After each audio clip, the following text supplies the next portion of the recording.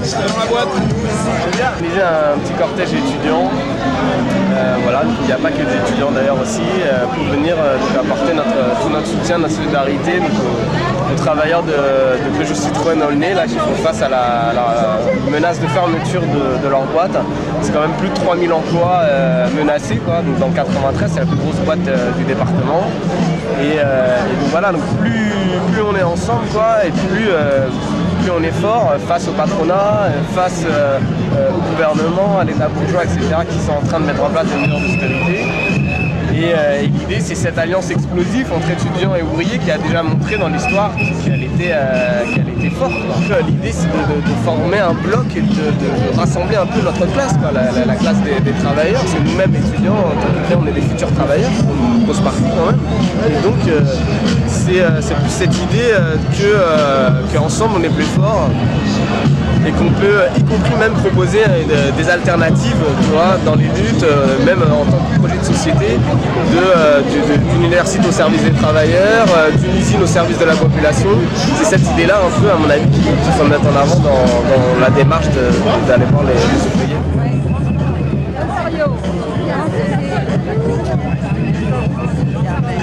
Bon, allez, on va mettre.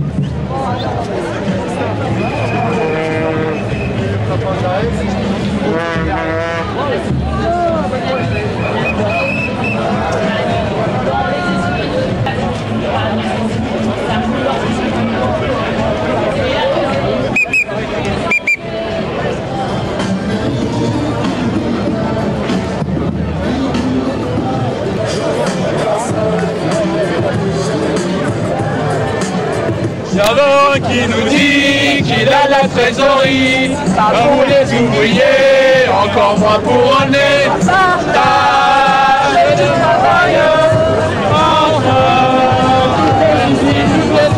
C'est ça la solution, sinon réquisition.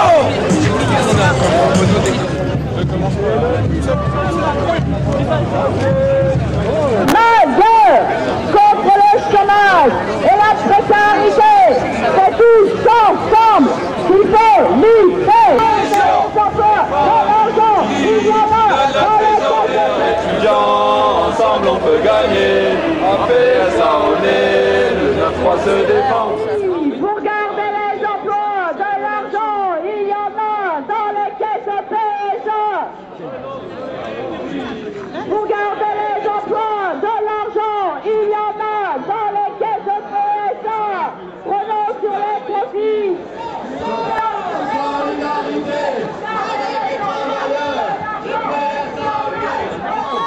Solidarité avec les travailleurs. de PSA on est. De l'argent, Il y en a dans les caisses de PSA. prenons sur les profits. Pour garder les emplois.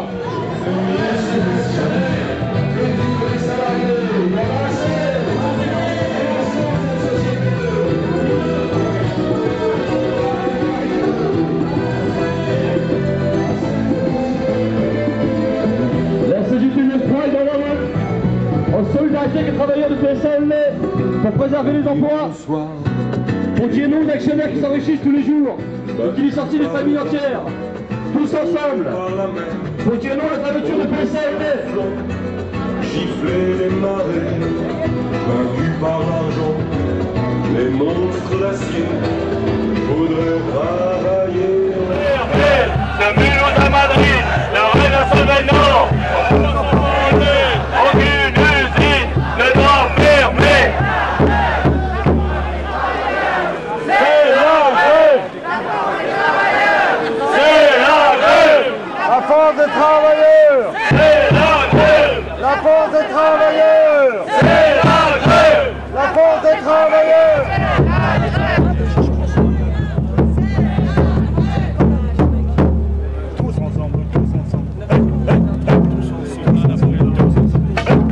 Il y en a dans les caisses de PSA, de l'argent, il y en a dans les caisses de PSA.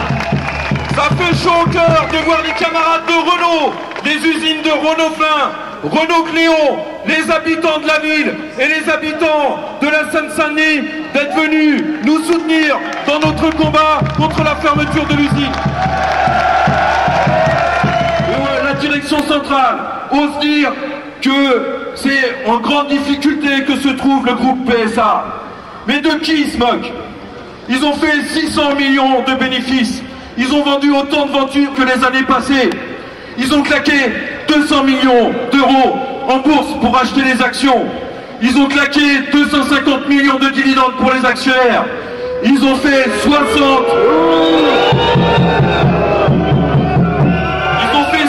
milliards de chiffre d'affaires. Et c'est sans compter ces fameux 11 milliards qu'ils ont en caisse. Alors quand Philippe Varin, le PDG du groupe PSA, vous savez, c'est l'homme qui gagne 9 000 € par jour, week-end compris. Vous savez, quand il dit que l'entreprise est en difficulté et que les caisses sont vides, eh bien c'est un menteur professionnel, ce Varin. Vous savez, nous, ce qu'on vit dans l'usine, eh bien c'est bien autre chose.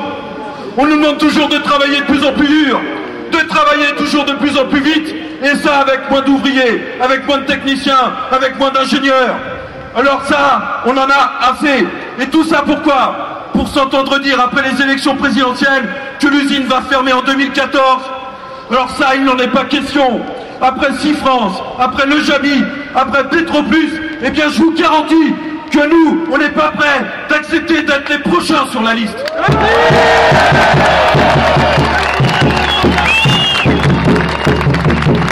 Ce qu'on demande, c'est la répartition des productions entre les différentes usines pour que tout le monde travaille. Ce qu'on demande, c'est une garantie écrite de la part de Peugeot devant le gouvernement, devant les syndicats, pour garantir tous les emplois sur le site Aulnay au moins jusqu'en 2016 et l'attribution d'un nouveau véhicule.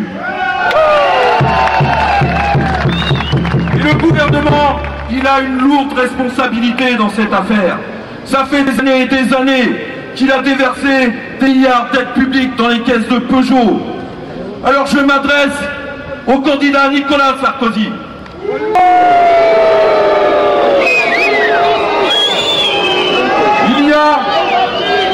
Il y a 3 mois, jour pour jour, il a déclaré devant la France entière qu'il allait prendre en main le dossier de l'emploi chez PSA. Eh bien, il y a 2 mois, tous les salariés de l'usine, avec tous les syndicats, nous lui avons écrit un courrier pour lui demander d'intervenir. Jusqu'à maintenant, il ne nous a pas répondu. Alors moi, ce que je vous propose, c'est que dès lundi, on se réunisse, on discute de savoir quels moyens on va mettre en œuvre pour aller la chercher nous-mêmes à l'Élysée, cette réponse. Notre capacité à nous mobiliser, il n'y a que ça qui pourra protéger nos salaires et nos emplois. Et ça, pour organiser cette mobilisation, eh bien il faut avant tout que l'on soit unis, au-delà de nos différences, que l'on soit de la CGT ou que l'on soit du SIA, que l'on soit de n'importe quel syndicat, que l'on soit ouvrier, technicien, ingénieur. Il faut qu'on construise une véritable forteresse dans cette usine. Il faut que Peugeot, ils se disent que s'ils nous attaquent, eh bien il y aura du fil à retordre. De l'argent, il y en a dans les caisses de PSA. De l'argent, il y en a dans les caisses de PSA. Je suis aussi venu d'une certaine manière en tant que collègue, puisque je suis ouvrier dans une usine de l'automobile du côté de Bordeaux, c'est l'usine Ford. Et donc je sais ce que c'est qu'une menace de fermeture. On s'est battu pendant 4 ans avec les collègues pour empêcher le départ de Ford. On a réussi à imposer le retour de Ford et on a réussi à imposer aussi qu'ils s'engagent sur l'avenir du site. Alors pour l'instant on est sauvés. Et donc ce que j'ai envie de dire, c'est qu'on a une petite expérience et ça montre en tout cas qu'on a intérêt à ne pas se résigner, qu'on a intérêt à se battre de manière unitaire avec la population, avec les élus locaux, parce que des fois on peut peut secouer aussi les élus, on peut les obliger à se bouger pour défendre les salariés. Donc, mais ça suffira pas de se battre chacun dans son coin. Ce qui sera hyper important, c'est d'arriver à faire converger les luttes. Alors, il y a une petite expérience, c'était en 2008-2009. Je ne sais pas si vous en souvenez, il y avait Molex, il y avait Continental, il y avait New Fabrice, pas mal d'usines qui étaient condamnées à la fermeture. Il y a eu des batailles, on a essayé de faire converger ça, il y avait des rencontres, des réunions, des débats. On a essayé de construire quelque chose, un genre de lutte de tous ensemble. On n'a pas vraiment réussi, mais aujourd'hui le problème se pose et encore de manière encore plus urgente, parce qu'on sait qu'il y a, au-delà de l'automobile, on sait qu'il y a Arcelor, on sait qu'il y a Fralib, on sait que du côté de Marseille, on sait qu'il y a Emeril en Normandie, on sait aussi dans les services publics qu'il y a des postiers qui se battent contre des suppressions de postes, comme du côté de Nanterre ou à Pessac à côté de Bordeaux. On sait aussi que dans des écoles, les gens se battent pour empêcher les suppressions des postes RAZ ou tout simplement de postes d'enseignants. Moi, ce que je dis, c'est qu'il faut qu'on arrive à faire converger tout ça, le public, le privé, il faut qu'on arrive à se battre tous ensemble, et c'est comme ça qu'on imposera un autre rapport de force qui réussira à permettre d'empêcher les licenciements et les suppressions de postes dans les services publics. Et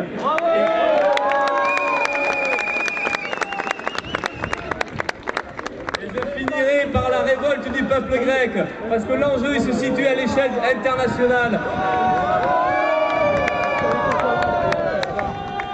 Contre l'austérité, contre la crise, contre la politique des capitalistes, il faudra qu'il y ait une convergence des luttes des peuples. Et ce qui se passe en Grèce aujourd'hui, c'est l'exemple à suivre. Il faudra qu'en Espagne, au Portugal, en Angleterre, en France, il faudra qu'on se batte, qu'on se révolte, qu'on renverse le capitalisme. Mais aujourd'hui, l'urgence, c'est d'imposer une politique qui réponde aux besoins de la population. Et là, je finis juste sur les élections. L'enjeu, ça ne sera pas seulement de dégager Sarkozy et toute sa bande, même si ça nous ferait beaucoup plaisir. L'enjeu, c'est de stopper la politique libérale, c'est de stopper la politique des capitalistes. Et là, il y a une seule solution, c'est la convergence des luttes au-delà des frontières de tous les peuples.